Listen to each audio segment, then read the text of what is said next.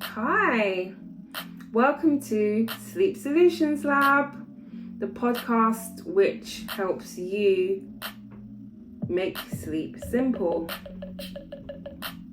I'm Dr. DJ, the sleep rhythm doctor, and I help health tech companies improve product accuracy, increase user engagement, and move towards healthier sleep outcomes. I'm one of only 5 in my field in the UK, and it's a pleasure to be here. So if you are building products, if you're working in the area of digital health, if you're interested in lifestyle medicine, this is the place for you. Sleep isn't just a nice have to. Sleep is the master control system that you can't afford to ignore. So welcome to Sleep Solutions, where we make sleep science simple, strategic and scalable for your product roadmap. So let's get started.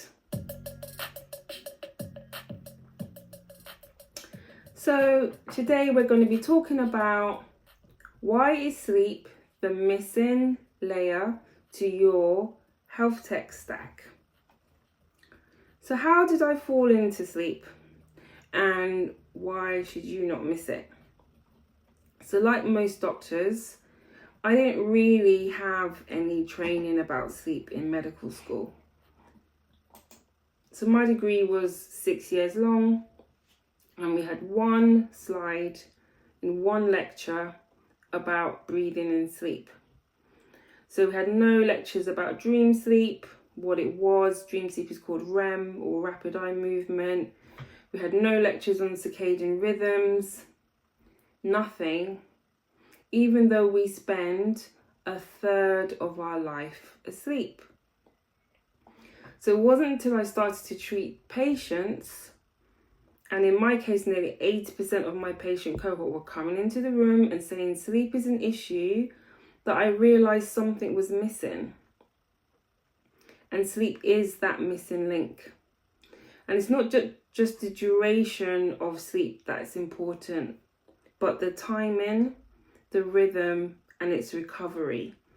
And all of that is important in terms of the biology that we study and that we want to improve if we're working in health and wellness. And what I've learned since is that I can bring to health tech companies is that sleep sits underneath every biometric, every habit, every behavioral change that we're trying to influence, and every health goal. So what are the origins of sleep? So why does your product, why does your company even need to care? So let's be fundamental and go back to the fundamentals and basics just for a short bit. So sleep is not passive. It's not we just close our eyes and nothing's happening. It's one of our most active metabolic states. It's also when memories are being laid down. It's when we learn while we're sleeping. And it's when our neuronal pathways are being laid down, especially when we're babies and when we're younger. And whether you believe in evolution or creation, sleep is a priority. Whether you're a fruit fly or a human. Even the humble jellyfish, which doesn't actually have a brain, has a rhythmic sleep, rest, and activity cycles. So what? This just means that sleep isn't optional. So any digital product that is tracking physiology, whether it's supporting mental health, whether it's looking at metabolism, whether it's following the areas of femtech, like looking at menopause or menstruation, it must incorporate sleep, because that's when and how the body rests and resets and recovers. So there's something called the circadian clock, and the circadian clock is actually our real operating system. So at the heart of this reset system, all of our body processes all run around a 24-hour time cycle. It's actually 24.2 hours. And it's a biological loop that is set and regulated mainly by light. That's the most powerful signal or cue, which is called a Zeitberger, by temperature, by movement, but also by our meals and the timing of our meals.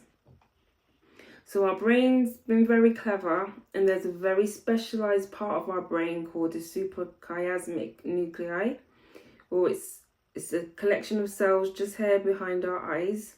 Some people call it the SCN for short. And it acts as our brain and therefore our body's master clock.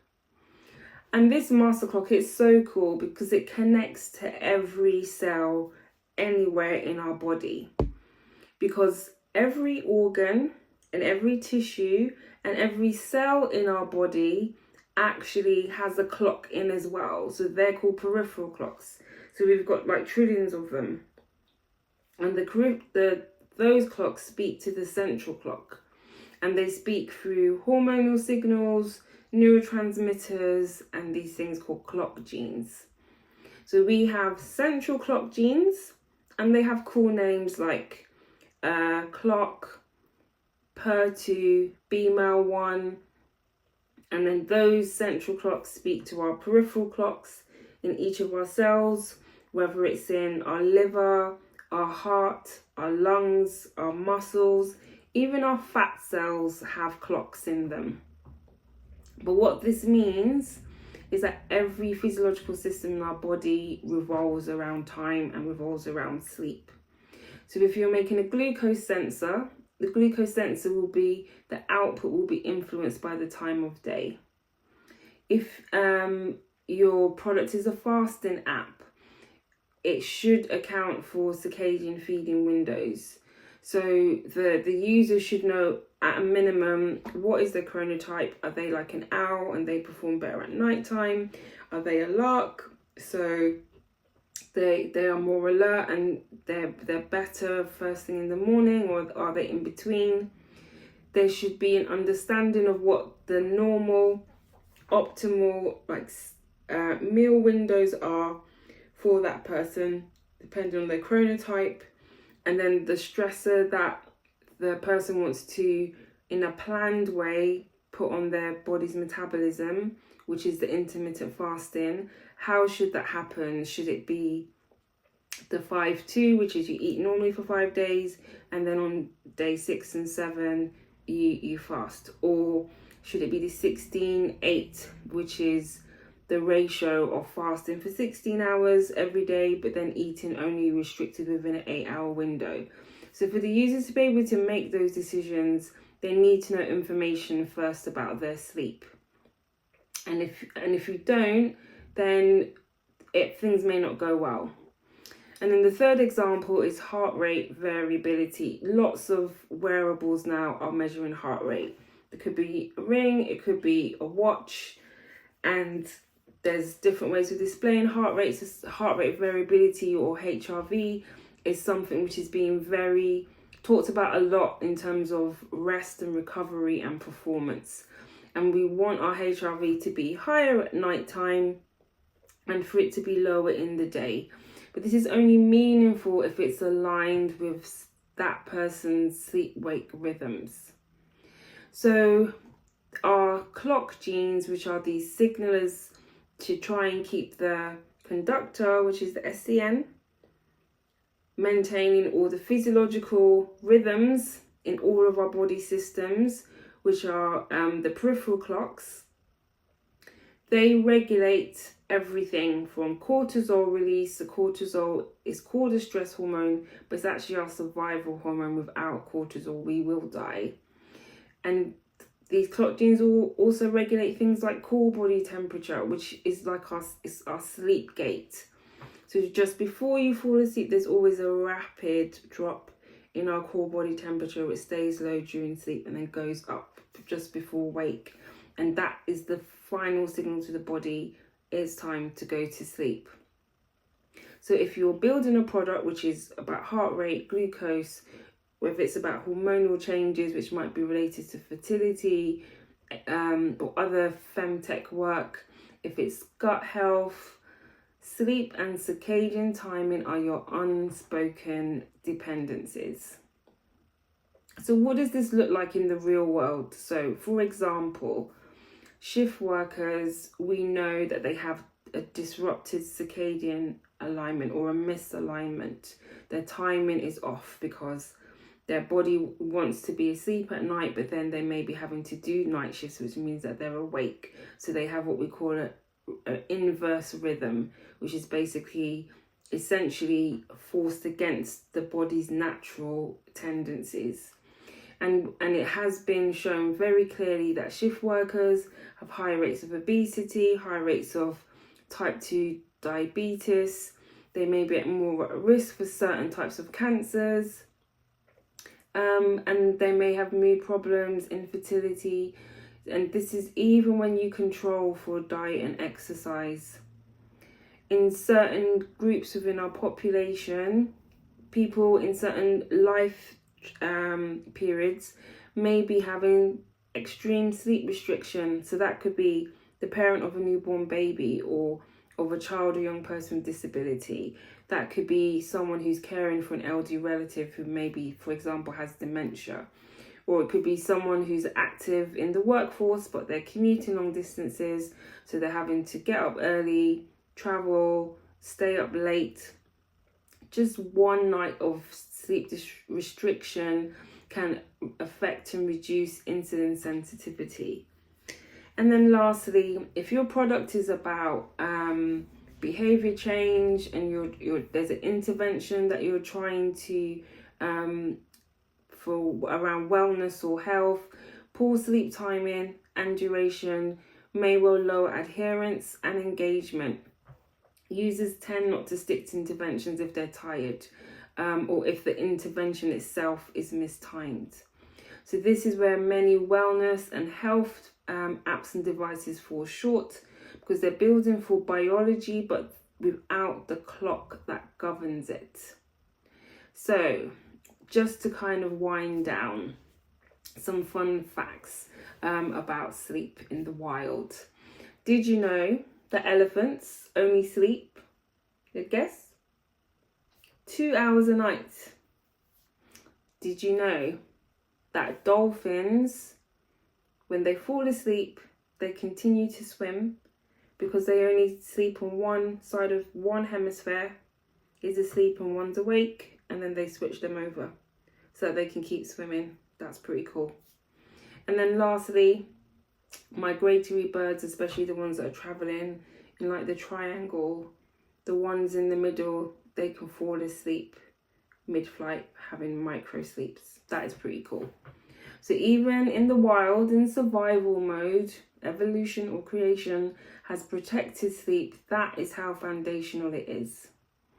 So my top tip for our health tech colleagues, founders, product teams, if you are building any digital health or wellness product, it does have to be about sleep. Ask yourself, are we measuring something or are we influencing something that sleep actually regulates?